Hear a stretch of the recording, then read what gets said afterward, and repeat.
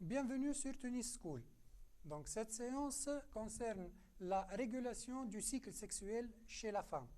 Donc en premier lieu, on va déterminer le cycle hormonal de l'ovaire. Donc pour déterminer la fonction endocrine de l'ovaire, donc on peut réaliser des expériences simples. Donc l'ovarectomie bilatérale d'une rate pubère entraîne la disparition du cycle utérin, donc c'est-à-dire aucun développement de la muqueuse utérine. Ceci explique que les ovaires stimulent le fonctionnement et le développement de l'utérus. Maintenant, si on greffe un ovaire sous la peau, donc sous la peau, où on injecte des extraits ovariens, donc on remarque la reprise ou la restauration de l'état normal. Ceci confirme que les ovaires contrôlent l'utérus par l'intermédiaire d'une substance par voie sanguine, qui agissent par voie sanguine, c'est-à-dire par l'intermédiaire d'une ou des hormones. Donc, maintenant, si on réalise l'expérience inverse, c'est-à-dire on réalise une hystérectomie, c'est-à-dire l'ablation de l'utérus, et on voit l'effet de cette ablation sur les ovaires. Donc, résultat, donc pas de variation du cycle ovarien. Ceci signifie que l'utérus n'exerce pas un rétrocontrôle sur l'ovaire, sur les ovaires. Maintenant, la relation entre le cycle ovarien et le cycle utérin. Donc, en premier lieu, pendant la première phase du cycle, c'est-à-dire pendant la phase menstruelle, au niveau des ovaires, on trouve la phase folliculaire. Donc, un follicule tertiaire qui évolue en follicule mûr. Donc, le follicule tertiaire qui évolue en follicule mûr sécrète une hormone appelée l'estrogène. L'estrogène agit sur l'endomètre.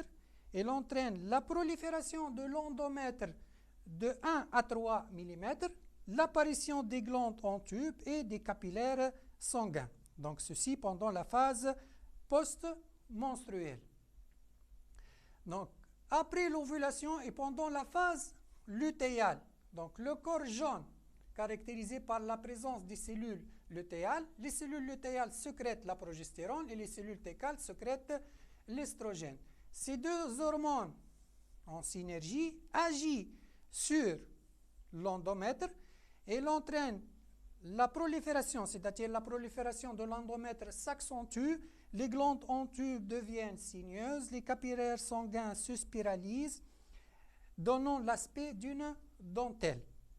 Ensuite, en plus, l'estrogène, la progestérone, entraîne le silence utérin, c'est-à-dire il arrête la contraction de myomètre pour favoriser un milieu, pour donner un milieu favorable à la nidation. Donc, ceci pour la relation entre le cycle ovarien et le cycle utérin. Donc, le rôle maintenant du complexe hypothalamo-hypophysaire.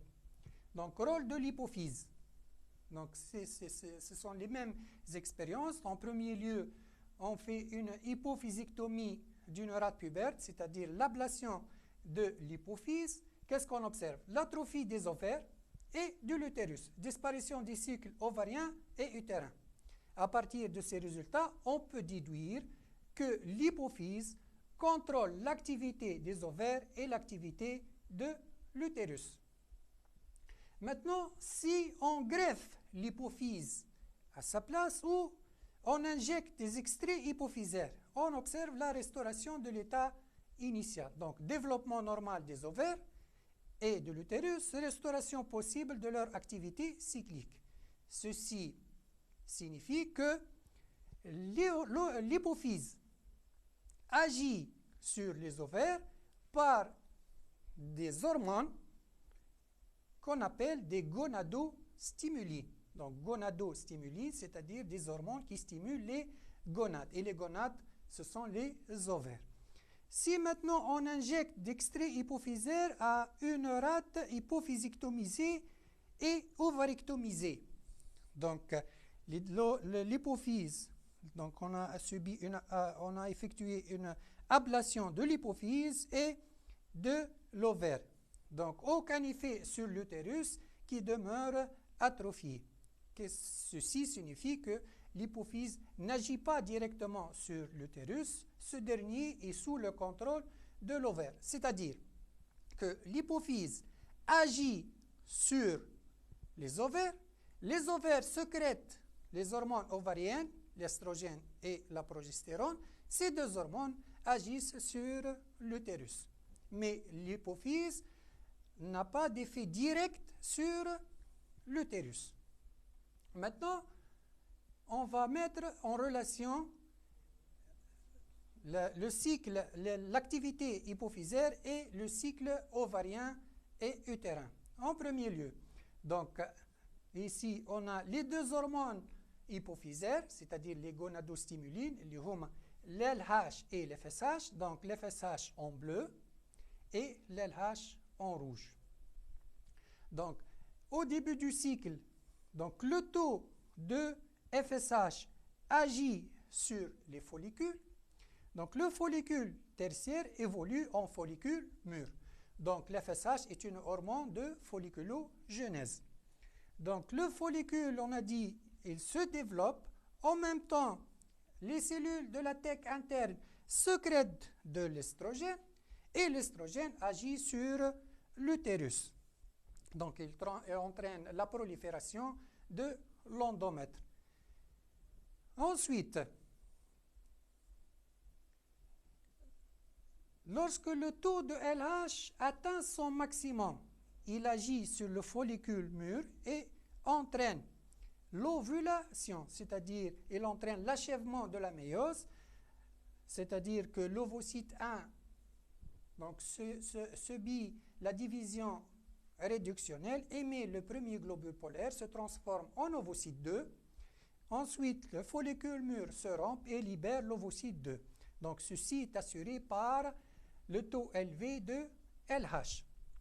Ensuite, le follicule rompu se transforme en corps jaune. Il est stimulé par la LH. Donc, le maintien du corps jaune est assuré par la sécrétion de LH. Le corps jaune donc, sécrète pendant la phase lutéinique de l'estrogène par les cellules técales et la progestérone par les cellules lutéiniques.